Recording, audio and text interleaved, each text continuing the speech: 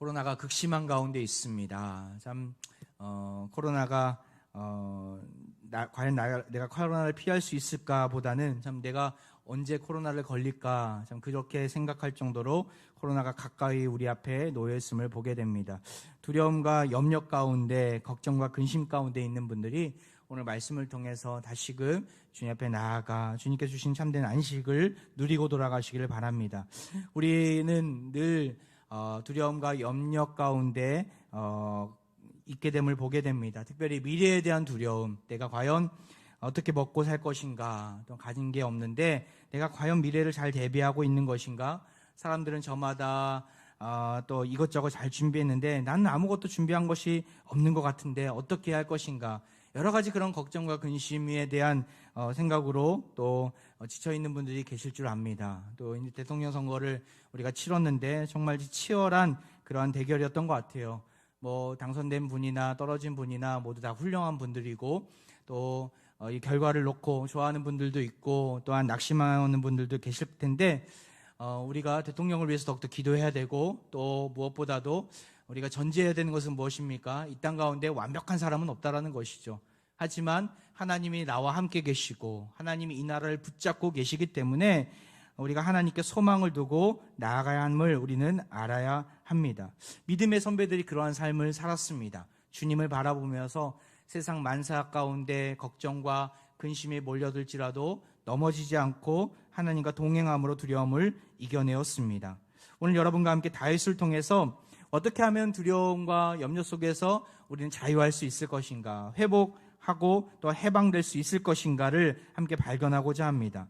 오늘 본문은 다윗의 인생 가운데 어두운 부분에 해당되는 부분입니다. 시간은 점점 흐르게 됩니다. 다윗이 도망자의 신세를 살아가게 된 지 벌써 9년이 흐르게 됩니다. 그는 초조했을 것입니다. 과연 하나님께서 나에게 약속하신 그 왕권을 나에게 주실 것인가? 내가 그 왕의 자리에 언제 앉을 수 있을 것인가? 또한 자신을 따르는 많은 무리들이 있지 않습니까? 600명 그 용사들 뿐만 아니라 그의 식소들까지 합치면 거의 2,000명에 가까운 수없이 많은 그 사람들이 다윗을 따르고 있었는데 그 다윗만을 바라보고 있는 것이죠. 그래서 다윗은 큰 부담이 있었을 것 같아요. 어떻게 하면 이들에게 먹을 것을 적절하게 공급해주고 또한 이들이 이 피난길에서 정말 그 도망자의 인생 속에서 어떻게 하면 안정을 누릴 수 있을 것인가. 지금 다윗의 나이는 20대 후반에 불과합니다. 그가 30에 왕이 되었기 때문에 거의 막바지에 지금 다다랐기 때문에 20대 후반에 불과합니다. 그 젊은 나이에 다윗에게 있어서 그 모든 상황들은 큰 부담과 또한 염려와 걱정과 근심으로 다가왔을 것입니다. 지난 이 9년 동안 지금까지 잘 버텨왔는데 그는 계속해서 사울에게 쫓겨다니면서 하나님을 향한 믿음이 점점 사라지고 있는 시기였습니다. 오늘 본문부터는 다윗의 3기 도피기를 보기 원합니다. 세 번째 도피기로 우리가 뽑을 수 있는데 27장부터는 그 세 번째 도피기가 시작되는 장이기도 합니다. 그의 인생에 있어서 그 세 번의 도피기 속에서 가장 힘들었던 시기를 뽑으라면 이 세 번째 도피기일 것입니다. 비록 짧은 기간 1년 4개월 약 16개월에 불과한 기간이었지만 그의 주름살은 이 시기에 만들어졌다 할 수 있을 정도로 큰 어려움 가운데 다윗은 거하게 됩니다. 어떤 어려움인지 함께 살펴보기를 원합니다. 그 사울에게 쫓겨나면서 또한 도망다니면서 그는 너무나 마음이 힘들었어요. 하지만 이 어려움을 벗어날 좋은 아이디어가 하나 떠오르게 됩니다. 오늘 본문 1절 말씀이죠. 다윗이 그 마음에 생각하기를 내가 후일에는 사울의 손에 붙잡히리니 블레셋 사람들의 땅으로 피하여 들어가는 것이 좋으리로다. 사울이 이스라엘 온 영토 내에서 다시 나를 찾다가 단념하리니 내가 그의 손에서 벗어나리라 하고. 여기 보면 다윗이 그 마음에 생각하기를 이라는 독특한 표현이 하나 나옵니다. 그의 생각이 또한 그의 좋은 아이디어가 떠오른 것이죠. 이것은 그의 인간적인 생각이었어요. 어떤 생각이었습니까? 내가 블레셋 땅으로 도망가야 되겠다. 그곳은 사울이 다다를 수 없는 지역이기 때문에 사울이 나를 찾는 것을 포기할 것이다. 더 이상 사울로부터 도망다니지 않을 수 있는 방법을 고안해낸 것이죠. 바로 이스라엘 적국 블레셋 땅으로 들어가는 일이었습니다. 가서 그 가드 땅에 들어가서 아기스 왕을 만나고 그의 부하가 된다면 다윗은 더 이상 사울로부터 어려움을 당하지 않을 수 있었던 것입니다. 오늘 1절에 이 내용은 전환점에 대한 내용입니다. 그의 도망기 2기와 도망기 3기가 이렇게 나뉘는 기간인데 1절에 사실 그 원어상으로는 그러나라는 접속사가 숨겨져 있습니다. 우리가 보진 않았지만 사무엘상 26장을 보면 다윗이 사울을 또 한 번 살려주는 이야기가 나와 있습니다. 사울을 가까이 했을 때 그가 그 다윗을 공격하지 못하고 또한 다윗은 사울의 창과 물병만을 가지고 나오게 됩니다. 그는 결코 기름 부은 왕을 죽일 수가 없었기 때문에 사울을 살려두게 됩니다. 이 사실을 나중에 사울이 알게 되고 다윗에게 축복하면서 적대적인 관계가 조금씩 수그러드는 상황이 벌어진 것이죠. 하지만 다윗은 믿을 수가 없었어요. 그래서 그러나라고 오늘 본문에서 시작하고 있는 것입니다. 그가 사울로부터 피할 방법을 찾은 것이죠. 근데 이 중요한 기록 가운데 정말 이제는 그 사울로부터 피할 수 있는 이 중대한 결정 가운데 앞에서 다윗은 자기의 생각을 의지하는 모습만 갖고 있습니다. 바로 하나님을 찾지 않았다라는 거예요. 여기서 그러나 사울을 의지하지 않고 블레셋을 의지하지 않고 하나님을 찾았더라, 사울에게 소망을 두지 않고 하나님을 찾았더라 하면 더욱더 아름다운 다윗의 역사가 펼쳐질 텐데 그런 내용은 보이지 않습니다. 오히려 다윗은 어려운 길을 택하게 됩니다. 자기의 생각대로 판단한 것이죠. 처음에는 그 다윗의 의도대로 사울을 피하게 됩니다. 4절에 나오지 않습니까? 다윗이 가드에 도망한 것을 어떤 사람이 사울에게 전하매 사울이 다시는 그를 수색하지 아니하니라. 사울이 더 이상 다윗을 찾지 않았다라고 성경은 기록하고 있어요. 왜 그렇습니까? 다윗이 블레셋 땅으로 들어갔기 때문에. 다윗의 의도대로 상황이 펼쳐진 거예요. 얼마나 감사한 일입니까? 사실 블레셋 망명은 두 번째입니다. 우리가 이미 21장에서 보았었는데 그때 또 블레셋으로 들어갔다가 아기스 부하들의 의심으로 인하여서 다윗이 미친 척하면서 그 난관을, 그 어려움을 뚫고 다시 도망가지 않습니까? 이번엔 두 번째였어요. 근데 이번에는 의심을 사지 않습니다. 왜 그렇습니까? 오랜 기간 동안 사울을 피해 다니는 다윗의 모습을 블레셋 사람들이 알았어요. 사울로부터 고난당하고 있구나. 사울의 적군은 우리의 아군이야. 이 정도는 블레셋 사람들도 다 알고 있었기 때문에 다윗을 받아들인 것이죠. 그래서 결국에는 이 블레셋 망명은 어떤 결과를 낳은 것입니까? 바로 사울로부터 피하게 되는, 사울의 위협으로부터 떠날 수 있는 결과를 얻게 됩니다.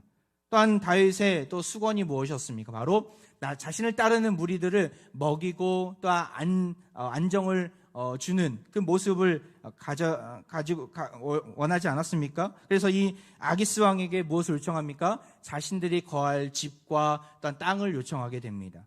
그 아기스는 흔쾌히 그들에게 거주 지역을 주게 되죠. 6절입니다. 아기스가 그날에 시글락을 그에게 주었으므로 시글락이 오늘까지 유다 왕에게 속하니라. 다윗은 드디어 나그네 인생길에서 벗어나는 은혜를 누리게 됩니다. 다윗의 큰 수건이었어요. 나그네가 집을 구했다라는 것은, 또한 시글락 땅과 성읍을 그가 얻었다라는 것은 이제 머물 곳이 생겼다는 것 아닙니까? 블레셋 망명의 길은 그에게 일석이조의 결과를 주게 됩니다. 먼저는 뭐였어요? 사울로부터 피신할 수 있는, 또 사울로부터 도망 나올 수 있는, 사울이 더 이상 그를 수색하지 않게 되는 결과를 얻게 되고, 두 번째는 뭐였어요? 그와 따르는 무리들과 함께 안정을 취할 수 있는 거주 지역을 얻었다라는 거예요. 인간적으로 생각하기에 완벽한 결과 아닙니까? 그런데 믿는 자라면 이 대목을 보면서 좀 이상함을 느낄 수 있어야 합니다. 바로 다윗의 인생 가운데 하나님이 사라졌다라는 거예요. 하나님이 보이지가 않습니다. 지금 하나님이 그 어디에도 27장을 보면 이름이 나와 있지 않고 그가 하나님께 물어가며 그 모든 결정들을 행했다라는 내용들이 나와 있지 않습니다. 다윗의 도피 3기는 하나님이 없는 기간이었어요. 다윗은 두려움과 염려 속에서 하나님이 아닌 아기스 왕을 찾고 자기 자신을 의지하며 지금 나아가고 있는 것이죠. 겉보기에는 모든 상황이 잘 해결되는 것처럼 보이지만 아닙니다. 나중에 보면 다윗에게는 큰 어려움의 연속이 계속해서 이어짐을 우리는 29장과 또한 30장까지 보면 알 수 있게 됩니다. 여러분, 내 삶 가운데 두려움과 염려가 몰려들고 있지는 않습니까? 코로나의 확진 속도가 정점을 향해 치닫고 있습니다. 앞서 말씀드렸듯이 나는 안 걸리겠지 보다는 나는 과연 언제 걸릴까? 이렇게 생각할 정도로 정말 코로나라는 두려움과 염려가 몰려들어 힘들어하는 분들이 많이 있음을 보게 됩니다. 지금 이 순간에도 온라인으로 참여하신 많은 분들 중에서 정말 자택격리 가운데 또한 자택치료 가운데 거하고 있는 분들이 많이 있음을 우리는 알고 있습니다. 또한 가난이나 앞날에 대한 걱정과 근심으로 잠을 이루지 못하는 분들이 계십니까? 또한 대통령 선거가 이제 끝났는데 내가 원했던 대통령이 선출됐거나 아니면 혹은 내가 원하지 않는 대통령이 선출되어서 정말 걱정과 근심 가운데 있는 분들은 없습니까? 우리는 인간적인 계산을 하면서 이 사람에게 물어보고 저 사람에게 물어보면서 해결책을 찾기보다는 우리가 먼저 해야 되는 것은 무엇입니까? 하나님을 찾아야 합니다. 하나님께 물어보는 인생이 되어야 하는 것이죠. 왜 그렇습니까? 성도는 이 땅 가운데서 가장 안전함을 누릴 수 있는 주님의 다스리심, 주님의 품 안에서 거하는 자들 아니겠습니까? 내 힘으로 할 수 있는 인생이 아니라 나는 계획이 이것밖에 없지만 하나님께 물어보면서 하나님은 수도 없이 많은 계획을 가지고 계시는, 수도 없이 많은 경우의 수를 다 따져가며 가장 적절한 방법을 알고 계시는 분이기 때문에 우리가 하나님께 나아가야 하는 것이죠. 내 힘으로 두려움과 염려의 터널에서 빠져나오려고 발버둥 치지 마시고 주님을 꼭 붙잡는 인생 되시길 바랍니다. 주님이 우리의 인생의 주어가 되실 때, 주님의 우리의 인생의 주권을 가지고 계심을 인정할 때 비로소 우리는 하나님 안에서 평강을 누릴 수 있습니다. 다윗은 지금 혼자 자신의 염려와 걱정과 근심을 해결하려고 발버둥 치고 있어요. 아직까지는 아등바등되는 그의 몸짓으로 물에 떠 있습니다. 하지만 그가 힘이 빠져가면서 점점 물속에 가라앉은 것은 시간 문제인 것입니다. 이 27장에서 30장 초반부까지를 훑어보면서 다윗에게 어떤 어려움이 있었는가 함께 좀 살펴보기를 원하는데요. 3가지 어려움이 다가오게 됩니다. 먼저는 다윗이 거짓말하게 되는 죄를 짓게 됩니다. 다윗은 시글락에 있으면서 그 주변에 있던 이방 민족들, 특별히 유다에게 이스라엘에게 위협이 됐던 민족들과 전쟁을 치르게 됩니다. 그술, 기르스, 아말렉과 아말렉을 공격으로 삼아서, 공격 대상으로 삼아서 그들을 치게 됩니다. 결국엔 이들을 죽이고 전리품을 많이 얻게 돼요. 거기까지는 좋았죠. 그런데 아기스 왕이 그에게 묻습니다. 10절입니다. 아기스가 이르되 너희가 오늘은 누구를 침노하였느냐 하니 다윗이 이르되 유다 네겝과 여라무엘 사람의 네겝과 겐 사람의 네겝이니이다 하였더라. 이것은 거짓말이었어요. 아기스 왕에게 사실대로 그는 말하지 않습니다. 그가 앞서 말씀드렸듯이 구술과 기르스와 아말렉을 쳤는데 그가 지금 보고한 내용은 어디입니까? 유다 나라라는 거예요. 유다. 네겝이라는 것은 남쪽 지방이라는 겁니다. 유다 남쪽 지역을 쳤고 여라무엘 사람의 남쪽 지역 그리고 겐 사람의 남쪽 지역을 내가 쳤다라고 그가 거짓말하고 있습니다. 이 거짓말을 왜 했을까요? 지금 다윗은 아기스의 환심을 사고 싶었어요. 내가 이스라엘을 유다 지역을 공격한다고 했을 때 아기스가 다윗을 자기 편이라고 착각하게끔 만들려고 지금 거짓말을 하고 있는 거예요. 여러분, 아무리 결과가 최상이다 하더라도 그 수단과 방법이 잘못된 것이고 거짓말이라면 하지 말아야 합니다. 이것은 결과적으로는 잘못된 것이기 때문에. 사단은 거짓의 아비이지 않습니까? 지금 다윗은 하나님 없는 삶을 지금 살아가고 있는 거예요. 자신의 처세를 위해서 수단과 방법을 가리지 않고 거짓말을 통해서 아기스 왕의 환심을 사려고 하는 것이죠. 결국에는 이 거짓말로 인해서 다윗은 또다시 어려움에 직면하게 됩니다. 이 거짓말이 그의 올무가 돼버려요. 한번 볼까요? 사무엘상 28장 1절 말씀이 우리 같이 한번 읽어보겠습니다. 시작. 그때에 블레셋 사람들이 이스라엘과 싸우려고 군대를 모집한지라 아기스가 다윗에게 이르되 너는 밝게 알라. 너와 내 사람들이 나와 함께 나가서 군대에 참가할 것이니라. 지금 블레셋이 이스라엘과 전쟁을 벌이는 장면이 나옵니다. 그때 군대를 모집하는데 다윗에게 요청해요. 왜 그렇습니까? 다윗은 이미 이스라엘과 적군이다, 적대적인 세력이다라고 지금 아기스왕은 여기고 있지 않습니까? 다윗이 그렇게 만든 거예요. 거짓말을 통해서. 나는 지금 이스라엘로부터 나왔다. 이스라엘 첩자가 아니다. 이스라엘을 내가 이렇게 점령해서 침략해서 전리품까지 얻었다. 거짓말 하지 않았습니까? 지금 이 대목에서 근데 그것이 올무가 되는 거예요. 아기스 왕이 이제 전쟁을 벌이면서 당신이 우리를 와서 좀 도와달라. 어떤 상황이 벌어진 것입니까? 바로 다윗이 이스라엘과 진짜 전쟁을 벌여야 되는 상황이 벌어진 것이죠. 다윗은 후에 무엇이 되어야 합니까? 누가 되어야 합니까? 바로 이스라엘의 왕이 되어야 되는데 이스라엘의 왕이 되기도 전에 그가 이스라엘의 적군으로 이스라엘 백성들을 죽이게 되는 사람으로 바뀌어가고 있는 것이죠. 진퇴양난, 무엇입니까? 나아갈 수도 없고 물러설 수도 없는 어려운 상황을 다윗이 맞이하게 된 것입니다. 이 모든 원인이 무엇입니까? 1차적인 원인은 거짓말이었고 2차적인 원인, 근본적인 원인은 무엇이었습니까? 하나님께 묻지 않고 블레셋에 망명을 했기 때문에, 하나님께 묻지 않고 그가 지금 활동하고 있기 때문에 이렇게 어려움의 연속을 그가 경험한 것 아니겠습니까? 그가 만약에 하나님께 물었다면 블레셋으로 망명하지 않았을 것입니다. 묵묵히 인내심을 가지고. 하나님의 때는 코앞이었어요. 지금 사실은 이게 마지막 다윗의 도픽인데 1년만 지나면 그는 왕이 될 수 있는 그러한 찰나에 그 중대한 기로 앞에 서 있는 것이죠.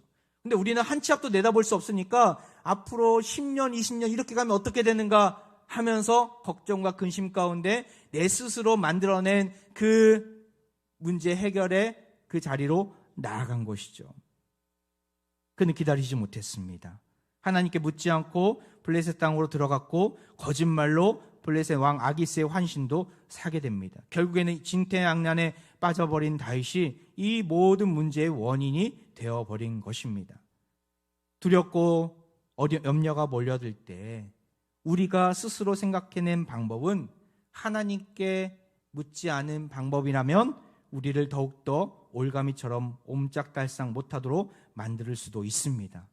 우리가 믿는 자라면 우리의 지혜 없음을 고백하면서 하나님께 긍휼을 구하면서 하나님의 모든 상황의 주관자가 되심을 인정할 수 있어야 합니다. 우리의 삶의 생사화복을 주관하시는 분임을 우리는 끝까지 신뢰할 수 있어야 합니다. 그러할 때 다윗처럼 이렇게 진퇴양난에 빠지는 일은 없을 것입니다. 제가 선교지에 있으면서 그 전에 한번 제가 나눈 적도 있었던 것 같은데 국내선을 한번 이렇게 타면서 어려움을 당한 적이 있었습니다. 국내선 비행기가 우리나라는 연착률이 그렇게 심하지 않는데 동남아만 가보더라도 미국도 마찬가지라고 들었어요. 연착이 심하고 취소되는 그런 비율도 아주 높다고 합니다. 저도 해외에 있으면서 그런 것을 많이 경험했는데 특별히 제가 있었던 곳은 자카르타 수도에서 약 1시간 반 정도 더 비행기를 타고 들어가는 깔리만탄이라는 섬이었습니다. 그래서 항상 이렇게 비행기를 탈 때는 시간적인 부분들 여유를 가지고 이렇게 비행기 표를 예매할 때가 많이 있었습니다. 근데 단기 팀이 올 때는 언제든지 긴장이 이렇게 되었습니다. 왜냐하면 들어올 때는 좀 늦어서 들어와도 상관없는데 현지 일정을 좀 늦추면 되니까. 근데 나갈 때가 문제더라고요. 나갈 때 너무나 촉박하게 시간 계획을 세우면은 이제 국제선을 놓쳐버리는, 그러니까 한국으로 오는 비행기를 놓쳐버리는 일이 벌어지기 때문에. 근데 이게 한두 명이면은 그냥 200만 원으로 해결이 되겠지만 이게 좀 한 20명 정도 단기팀이 꾸려져서 단체로 올 때는 한 사람 앞에 편도만 해도 50만 원인데 거의 1000만 원이 날아가는 아주 아슬아슬한 일들이 이렇게 벌어질 수 있기 때문에 항상 긴장의 연속이었습니다.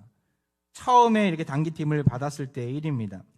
20명 정도 되는 단기팀과 함께 신나게 깔리만탄을 이곳저곳 돌아다니면서 사역을 하고 이제 마지막 날이었어요. 마지막 날 신학교에서 예배를 드리고 그날 저녁에 자카르타로 넘어가서 그날 밤 비행기를 타고 한국으로 오는 일정이었는데 그날 아침에 그 비행기가, 국내선 비행기가 취소됐다는 문자를 받은 거예요.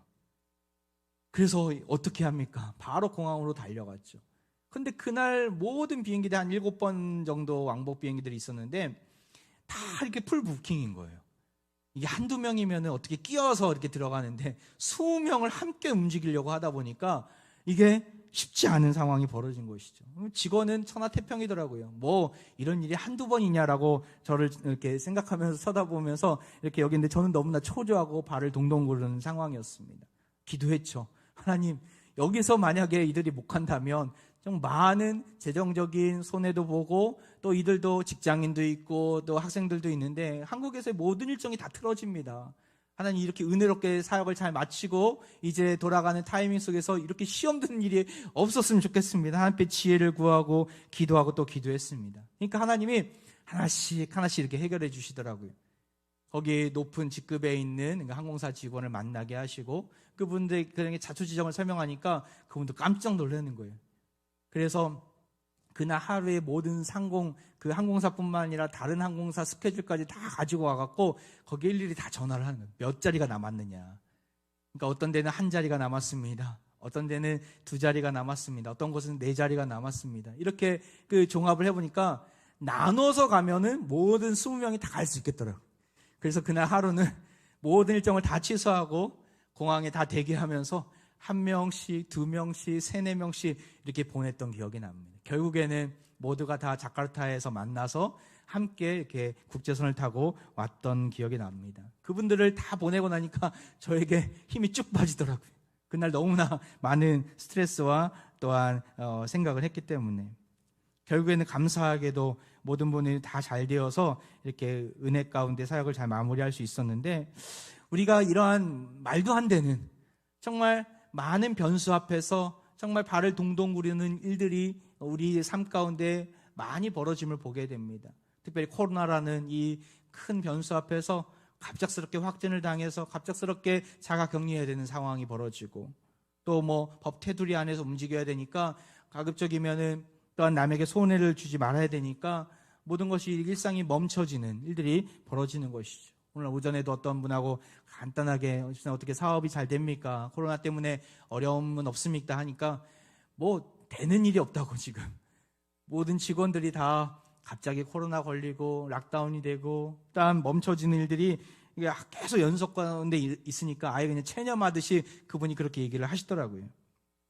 여러분, 이러한 상황 가운데서 우리가 두려움과 염려로부터 벗어날 수 있는 비결이 무엇입니까? 해방되려면 어떻게 나아가야 합니까? 바로 우리가 할 수 있는 일 무엇입니까? 하나님께 지혜를 구하는 것입니다. 하나님께 긍휼을 구하는 것입니다. 우리가 그렇지 않으면 우리 인간적인 생각과 계산적인 방법으로 수도 없이 많은 철두철미한 계획을 세운다 할지라도 우리는 오히려 그 계획이 우리에게 올무가 되고 또한 우리에게 큰 어려움을 가져다주는 또 계기가 될 것입니다. 다윗은 지금 하나님의 강권적인 역사를 무시하고 자기 스스로 그 모든 문제를 해결하려고 했어요. 그러니까 여기까지 온 거예요. 그럼에도 불구하고 하나님은 다윗과 함께 하셨습니다. 그가 전쟁터에 갔지만 전쟁에 참여하지 않게 됩니다. 이번에도 또한 아기스의 부하들이 반대의 깃발을 올렸기 때문에 다윗이 전쟁에 참여하지 않게 됩니다. 다윗이 이렇게 무산된 것이죠. 다윗은 천만다행으로 다시 돌아오게 됩니다. 근데 안타깝게도 다윗의 어려움은 여기서 끝나지 않아요. 또 다른 어려움이 그의 삶 가운데 찾아오게 됩니다. 무엇이었습니까? 그가 전쟁터에서 다시 돌아왔을 때 그의 가족들이 있었던 시글락이 함락되게 됩니다. 누구로부터요? 그가 전에 한번 전쟁을 치렀던 아말렉으로부터 큰 침입을 당하게 됩니다. 사무엘상 30장 1절과 3절이죠. 다윗과 그의 사람들이 사흘 만에 시글락에 이른데 아말렉 사람들이 이미 네겝과 시글락을 침노하였는데 그들이 시글락을 쳐서 불사르고 3절 다윗과 그의 사람들이 성읍에 이르러 본즉 성읍이 불탔고 자기들의 아내와 자녀들이 사로 잡혔는지라. 최악의 상황이 벌어지게 됩니다. 시글락이 불타오르게 되고 거기 안에 있었던 그 모든 백성들의 가족들, 자녀들과 또한 아내들이 다 포로로 잡혀간 것이죠. 다윗과 함께했던 무리들은 목 놓아 소리 높여 울게 됩니다. 너무나 슬픈 나머지 그들의 눈은 돌아갔어요. 6절을 볼까요? 백성들이 자녀들 때문에 마음이 슬퍼서 다윗을 돌로 치자 하니 다윗이 크게 다급하였으나 그의 하나님 여호와를 힘입고 용기를 얻었더라. 모든 백성들이 돌을 들고 다윗을 치려고 해요. 다윗을 지난 9년 동안 따라다니며 그 온갖 고생을 함께 했던 그 동역자들이 이번만큼은 다윗을 용서할 수가 없었던 것이죠. 그래서 돌을 치려고 달려들 때 하나님이 그와 함께 하셨습니다. 그를 살려주시죠. 구체적인 내용은 나와 있지는 않지만 그 백성들의 마음을 움직여주시고 또한 다윗에게 담대함을 주셨던 것 같아요. 그래서 이 믿음 없던 다윗에게 다시금 힘을 주시고 살 길을 열어주시게 됩니다. 그제서야 다윗은 깨닫게 됩니다. 아, 하나님이 없이는 살아갈 수 없구나. 우리가 방금 읽었던 6절 다음 절 7절 말씀인데요. 같이 한번 읽어볼까요? 시작. 다윗이 아히멜렉의 아들 제사장 아비아달에게 이르되 원하건대 에봇을 내게로 가져오라. 아비아달이 에봇을 다윗에게로 가져가매. 여러분, 에봇이 무엇입니까? 제사장을 불러 에봇을 가져오라고 했어요. 에봇이 무엇입니까? 바로 그 안에는 우림과 둠밈이라는 제비뽑기 돌이 들어있었는데 그 돌을 통해서 하나님의 음성을 분별했던 것이죠. 예스, 노로. 그래서 하나님께 물어가면서 돌을 뽑으면서 하나님께 묻는 다윗의 모습이 지금 나오는 것입니다. 그 이전까지는 20장 7장부터 30장 초반까지는 하나님과 대화 나누는, 하나님의 뜻을 물어가는 다윗의 모습이 전혀 보이지 않았어요. 이 모든 어려움의 연속의 원인이 무엇인지 그가 드디어 깨달은 거예요. 무엇이었습니까? 하나님께 묻지 않고 내가 행동했구나. 하나님께 나아가지 않고 내 스스로 판단하고 내 생각대로 모든 것들을 결정했구나. 그는 그제서야 깨닫게 됩니다. 결국에는 하나님의 뜻을 알고 아말렉과 전쟁에서 승리를 이루고 그의 모든 처자와 처자들을 다 이렇게 찾아오게 됩니다. 다윗의 저주에, 다윗의 이 고난의 연속은 여기서 마감이 됩니다. 다윗은 무엇을 고백했을까요? 아, 하나님께 묻지 않는 인생은 허망한 인생이구나. 하나님께 물어야 모든 상황이 열리는구나. 그제서야 그는 깨달았을 것입니다. 그럼 오늘 말씀을 보면서 우리는 무엇을 고백할 수 있어야 합니까? 우리 인생도 마찬가지죠. 하나님께 묻는 인생이야말로 복되고 지혜로운 인생임을 고백할 수 있어야 합니다. 내 자신이 아무리 지혜롭고 내 자신이 아무리 똑똑하고 내가 사리분별이 능하고 아무리 학력이 높다 한들 하나님께 묻지 않은 인생은 결국에는 고통과 고난뿐일 것입니다. 염려와 두려움뿐일 것입니다. 하지만 하나님께 묻고 한 걸음 한 걸음 믿음의 발걸음을 내딛는 인생이야말로 형통한 인생길을 살아가게 될 것입니다. 다윗의 시를 보면 그의 인생의 여러 가지 어려움 속에서도 그가 하나님 앞에 신앙을 고백하는 내용이 나오는데 시편 36편 9절이에요. 우리의 고백이 되길 원합니다. 같이 읽을까요? 시작. 진실로 생명의 원천이 주께 있사오니 주의 비단에서 우리가 빛을 보리이다. 생명의 원천이 하나님께 있음을 그는 그제서야 고백하는 거예요. 그 전까지는 생명의 원천은 나에게 달려있어. 이 백성들의 생명줄은 내가 갖고 있어. 그는 많은 부담감과 두려움과 염려가 항상 그 마음 가운데 있었어요. 그래서 수단과 방법을 가리지 않고 때로는 거짓말로, 때로는 블레셋의 망명의 길을 택하는 모습으로, 어리석은 모습으로 나아갔습니다. 하지만 이 모든 상황을 겪다 보니까 내가 생명의 원천이 아니구나. 주님이 나의 생명의 원천이고 나를 따르는 모든 백성들의 원천이구나라는 것을 그는 고백하게 된 것입니다.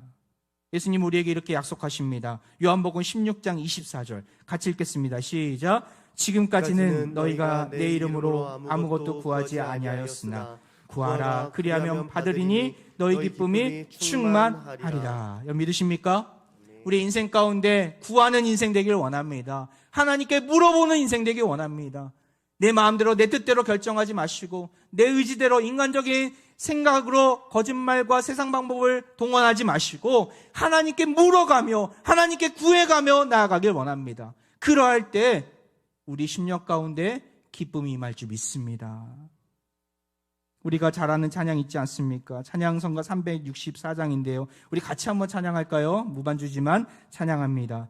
내 기도하는 그 시간 그때가 가장 즐겁다.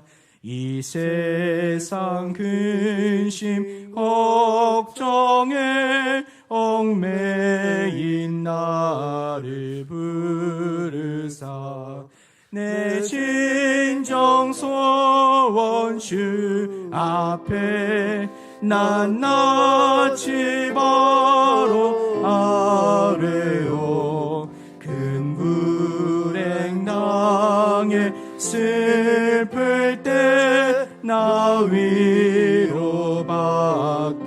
하시네. 할렐루야. 이 세상의 근심과 걱정에 얽매인 우리 인생을 주님 불러주셨습니다. 주님 앞에 기도하며 우리의 삶의 모든 소원을 주님 앞에 낱낱이 아뢰을 때 하나님께서는 그 불행 속에서도 슬픔 속에서도 위로받게 하시고 일으켜 주실 줄 믿습니다. 우리가 잘 아는 성경 말씀 데살로니가전서 5장 16절부터 18절에 이렇게 있어요. 항상 기뻐하라, 쉬지 말고 기도하라, 범사에 감사하라. 기쁨과 기도와 감사는 같이 갑니다. 기도와 감사 사이에 뭐가 있어요? 기도가 있다는 거예요. 여러분, 기쁨을 잃어버린 삶을 살고 계십니까? 감사를 놓쳐버리는 삶을 살고 계십니까? 기도하지 않았기 때문에 그러합니다. 기도할 때, 하나님께 구할 때, 그 어떠한 상황 속에서도, 그 어떠한 암울한 불행 속에서도 기쁨이 회복될 것이고 감사가 넘쳐날 줄 믿습니다. 혼자 기도하는 일은 쉽지 않습니다. 우리 곁에는 아론과 훌들이 참 많이 있어요. 함께 기도하면 할 수 있습니다. 이번 수요 중보 기도 모임 이번 주 수요일부터 시작되는데 우리 오전에 시간 되신 분들 나오셨으면 좋겠어요. 우리 함께 정말 목 놓아서 나라 민족을 위해서 우리 인생길을 위해서 또한 우리 주위의 연약한 지체들을 위해서 함께 기도하기를 원합니다. 나아가서 직장 다니시는 분들은 저녁 8시로 옮겼어요. 일부러 옮긴 거예요. 우리 저녁에 우리 교회는 금요기도에 금요철야가 없습니다. 우리 수요 집회를 금요철야처럼 생각하고 정말 기도하는 여러분 그 자리에 나오시길 바랍니다. 우리 본당이 넓어서 옆에 사람에게 내가 무슨 기도하는지 들킬 필요 없습니다. 마음껏 기도하고 마음껏 주님 앞에 부르짖는 그런 시간으로 삼았으면 좋겠어요. 모든 상황이 꼬여 있습니까? 두려움과 염려로 잠을 이루지 못하는 분들이 계십니까? 기도의 고삐를 바짝 당기시기 바랍니다. 기도 없는 곳에는 사람만 일하지만 기도가 있는 곳에는 하나님이 일하십니다. 기도의 문 앞에서 정말 주님께서 주시는 두려움과 염려로부터 해방되는 놀라운 기쁨과 감사를 누리시는 사랑하는 모든 화평의 가족들 되기를 주의 이름으로 축원드립니다. 이 시간 우리 함께 찬양하며 나아가는데요. 세상 흔들리고 믿음 흔들려도 나는 주님만을 섬기겠습니다. 우리 믿음으로 고백하며 이 시간 찬양하며 나아갑니다.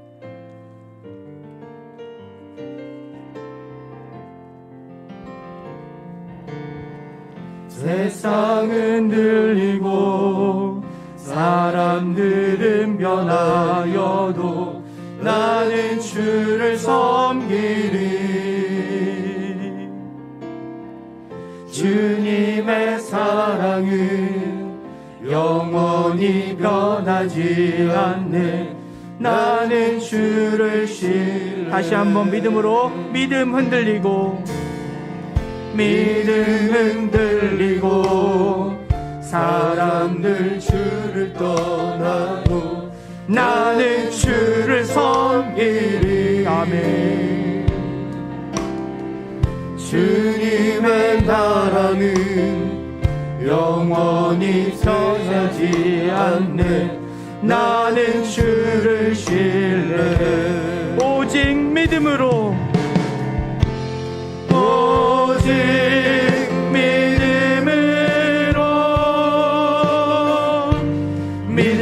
내가 살리라. 오직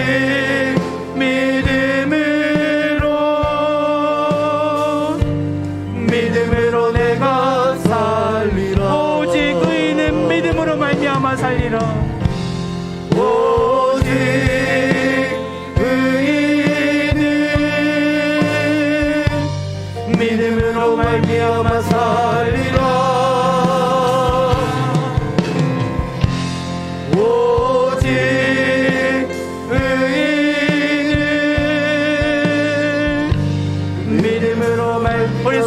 다시 한번 찬양합니다. 오직 믿음으로 오직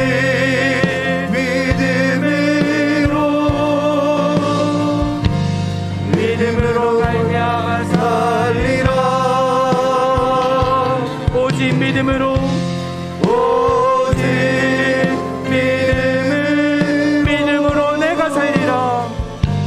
믿음으로 내가 살리라. 아멘. 기도합니다. 우리의 기도를 들으시고 가장 선한 길로 인도하시는 하나님 아버지, 구하는 자에게 기쁨과 감사를 약속해 주심에 감사드립니다. 지난날 우리의 삶을 돌이켜볼 때 기쁨이 없었고 감사가 없었습니다. 기도하지 못했음을 고백합니다. 어려움 당해서 불안하고 염려하면서도 나 혼자 아등바등 살 길을 찾아 헤매었던 우리의 연약함을, 우리의 어리석음을 용서하여 주옵소서. 이제 이후부터는 생사화복을 주관하시는 주님만을 의지하겠습니다. 더욱 주님의 뜻을 구하며 기도하는 일에 힘쓰겠습니다. 세상 만사 가운데 불안에 떨며 염려 가운데 방황했던 우리를 위로하여 주시고 다시금 새 힘으로 일으켜 주옵소서. 몸이 아픈 부위에 자신의 손을 얹고 기도합니다. 이 시간 환부 위에 손을 얹고 인간의 고통을 치유하시는 주의 능력을 신뢰하며 기도합니다. 히스기야의 기도를 들으시고 그의 생명을 15년이나 연장하셨던 하나님 아버지, 이 시간 환우들의 고통을 들으시고 살려 주옵소서. 속기 살 길을 열어 주옵소서.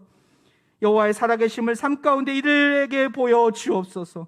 특별히 코로나로 인해서 고통 중에 있고 격리 중에 있는 주의 백성들을 기억해 주시고 이 시간 어루만져 주시고 모든 통증과 모든 어려움 속에서 벗어나게 하시고 속히 일으켜 주시사 살아계신 주님만을 바라보게 하옵소서. 우리 인생길의 사계절 모두를 주관하시는 예수 그리스도의 이름으로 기도하옵나이다. 아멘.